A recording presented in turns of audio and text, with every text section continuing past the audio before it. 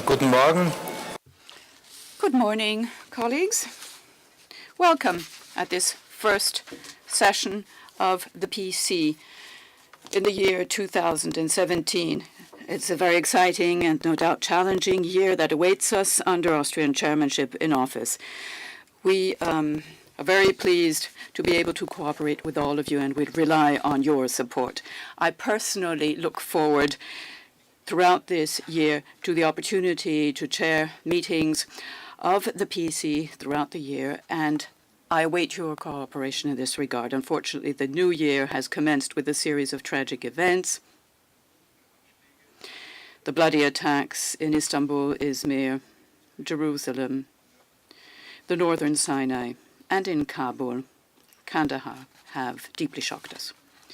At this point in time, I would like to convey on our behalf heartfelt compassion and commiseration to Turkey and our cooperation partners Israel, Egypt, and Afghanistan on the occasion of resulting victims and the injured. Terrorism is a threat for all of us, and such acts of terror must be condemned in the strongest terms.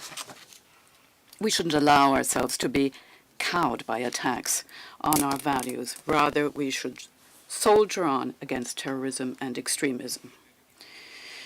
We wish a speedy recovery to those injured and stand ready to assist states concerned.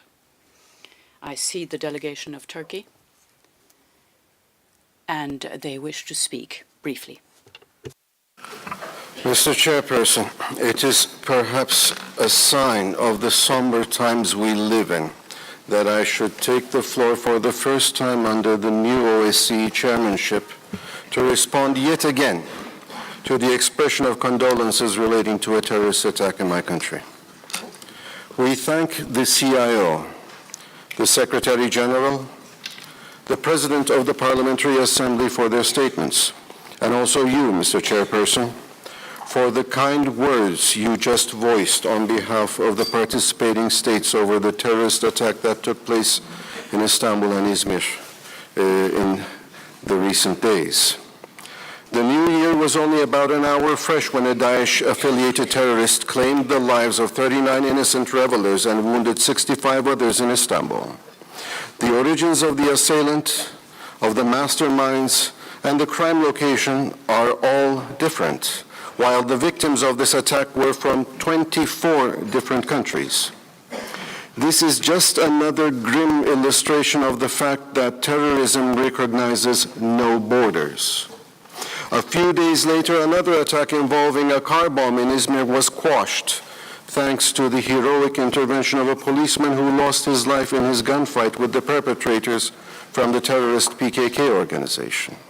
We condemn these cowardly and dastardly attacks in the strongest terms. All those involved in their commission will be brought to justice. Mr. Chairperson, we highly appreciate the solidarity displayed by the international community during these trying circumstances and reiterate the need for ever stronger resolve and full cooperation to collectively fight terrorism, which poses a threat to us all without exception. For our part, we will continue to fight all terrorist organizations with equal determination. We also strongly condemn the recent atrocious terrorist attacks perpetrated in other countries, including OSCE Partners for Cooperation. We convey our condolences to those who lost loved ones in these heinous attacks and wish a speedy recovery to the wounded. Thank you, sir. Danke. Thank you for that, colleagues. In the context of the present session, the media have asked whether they may cover the speech of the Chairman-in-Office. Subject to your agreement, I will authorize media to operate in this manner in the room. Thank you for that. I'd like to bring to your attention the fact that in keeping with the provision paragraph 425 of the OSCE Order of Business, the head of the Office of the Council of Europe in Vienna, Ambassador Erwin Kuvic and Mr. Philippe Baudin-Oyac were invited, the second as a liaison officer for the UN, to attend the present session. Finally, and before we embark on our work, I would like to greet a new colleague at the PC attending this session for the very first time, the new representative of Belarus, Ambassador Alina Kupchina. Welcome indeed at the Permanent Council. The draft agenda for this session was circulated as PC Gal/1/17 and is in your possession. Any comments on the draft agenda, please? That doesn't seem to be the case. Thank you. This brings us to the first item on the agenda of today's session. I would call on the Federal Minister, Mr. Sebastian Kurz. I would welcome him to the Permanent Council, and I would now request him to make his statement in his present function. Esteemed Secretary General Zanier, dear Lamberto, and also distinguished heads of missions and institutions in the OSCE, colleagues. I'm pleased to be here with you today for the first time as Chairperson-in-Office of our organization. Together with my team, I'm very pleased to embark on the work for 2017 in this important and large organization, and I'm well aware of the fact that our work here in the OSCE has immediate direct impact on the security of all people in the OSCE space. Success of our work has an impact on security and stability, which benefits all human beings and which they demand, and reasonably so. The major challenge is that we live in very complex times. A point in time when block-based thinking that my generation is only aware of from having read history books has returned to our continent. We have more block-based thinking, dividing East and West, and we also have a dwindling of confidence among participating states in the OSCE area.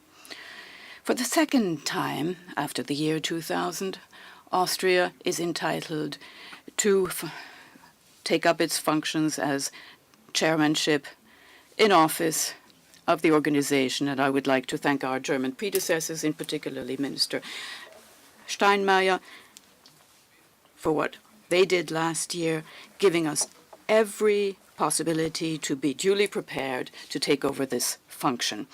I'd like to thank all of you for the cooperation and preparatory work throughout last year, and I'm particularly pleased to cooperate with you in 2017. Ladies and gentlemen, over the past years, we've witnessed a renewal of mistrust and instability. In the OSCE region, in addition to the crisis in and around Ukraine, there is a root cause for this and the loss of trust. There are other conflicts that we thought belonged to the past. In July 2016, I already got a chance to describe the priority areas of our chairmanship. Let me repeat them here again. Collective security must be bolstered in an attempt to de-escalate military conflict. Second,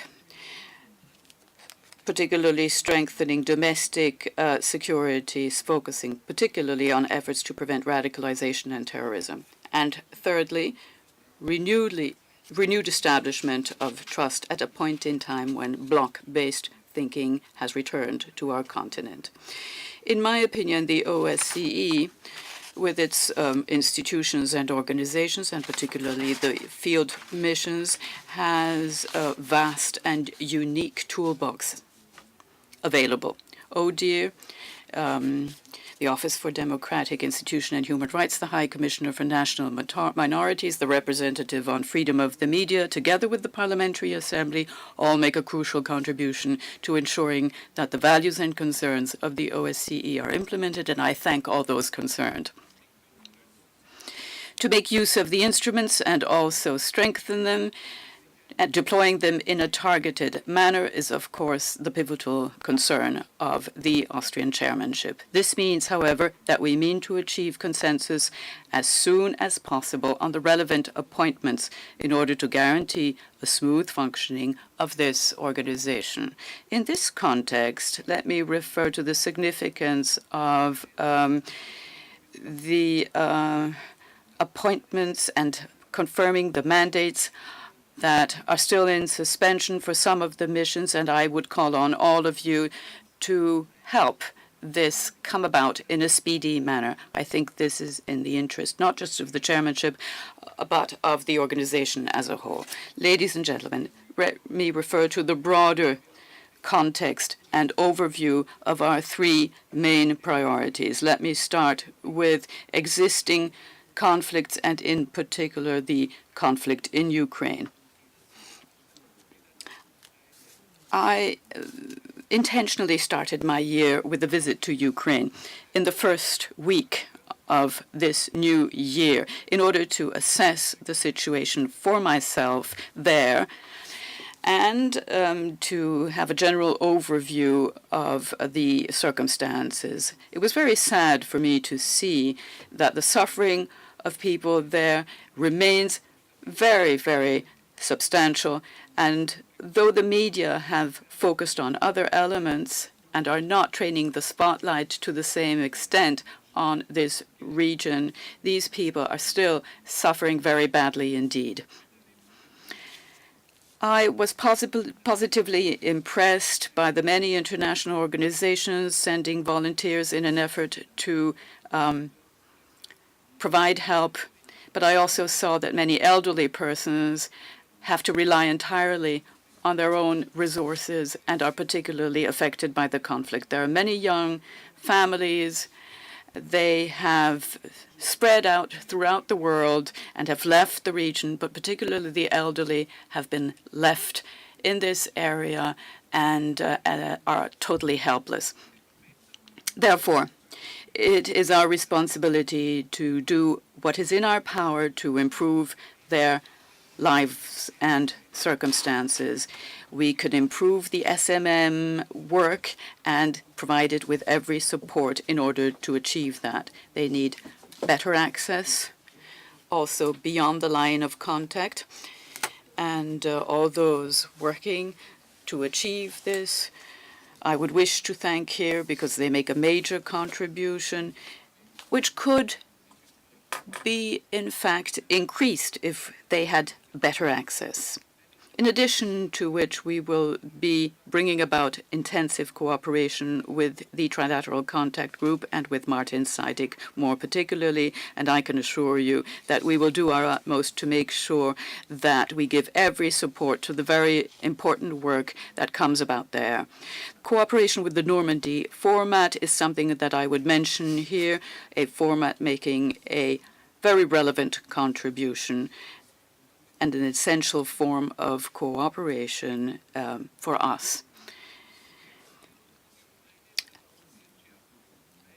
In addition to the conflict in and around Ukraine, we have other sources of conflict, and discussions on conflict prevention are of the essence. I think there can be no military solutions to such conflicts. We therefore need more dialogue to bring about a political settlement. In addition to the topic of conflicts, I have very consciously selected as a focal area the threats of radicalization and terrorism.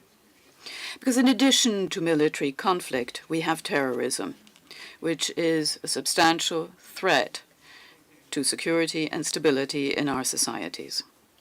And here the attacks in Istanbul, but likewise in Paris and Berlin, point to a set of circumstances and also underline the fact that this crisis may quickly appear in our major cities. The OSCE, bringing together domestic and foreign security, has a major contribution to make.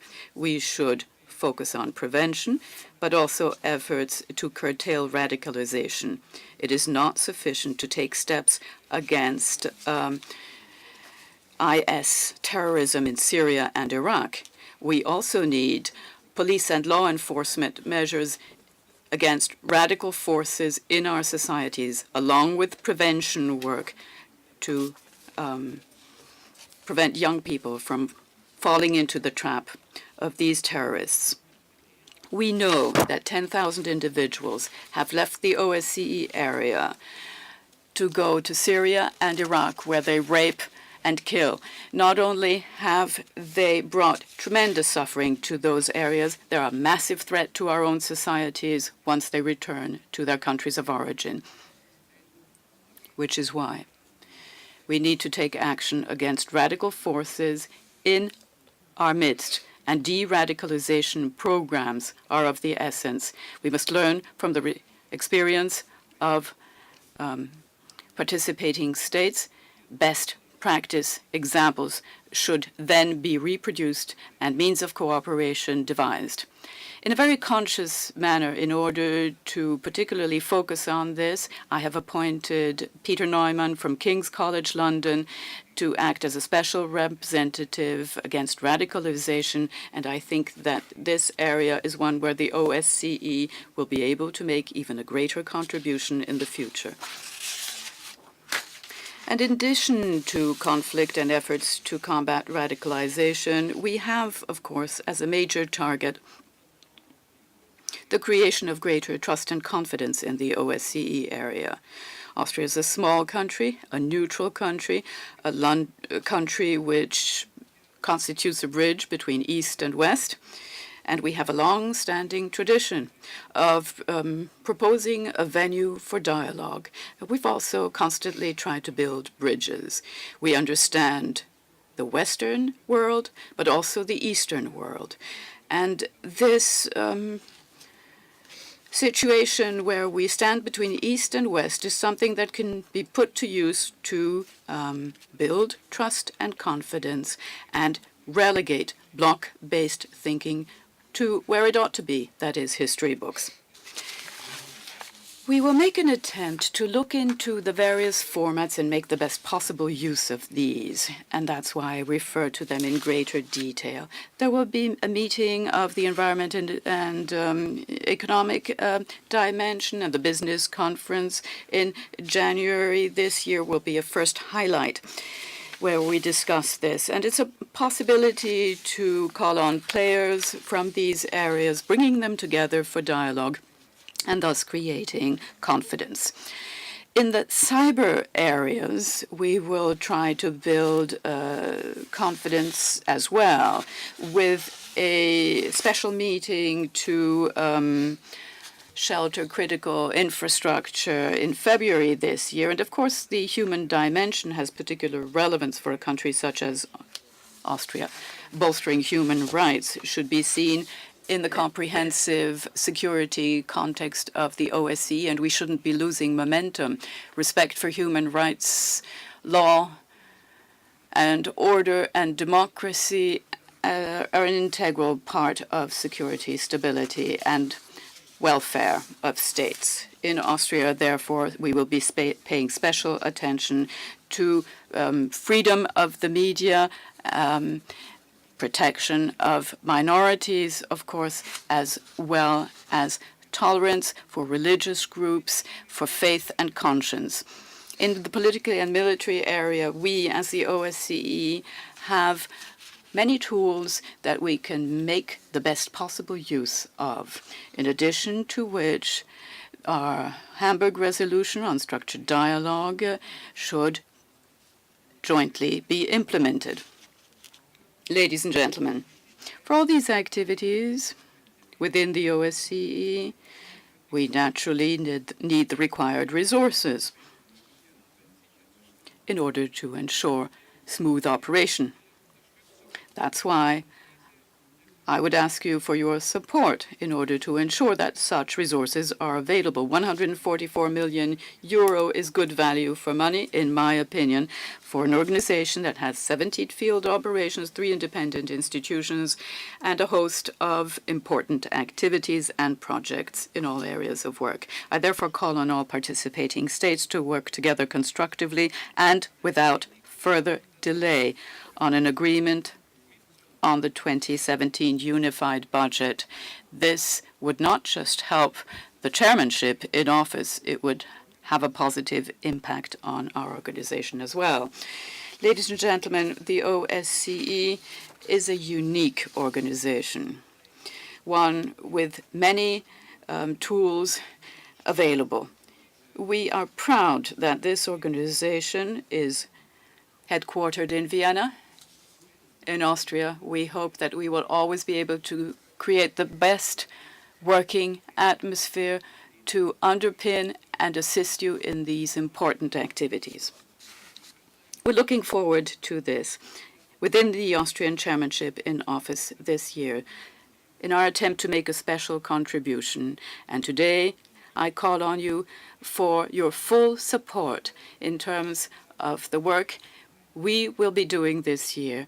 We can only achieve success this year and during following years if we all stand together. That is my objective, that is the OSCE's objective, and I'm proud if we were able to achieve this year.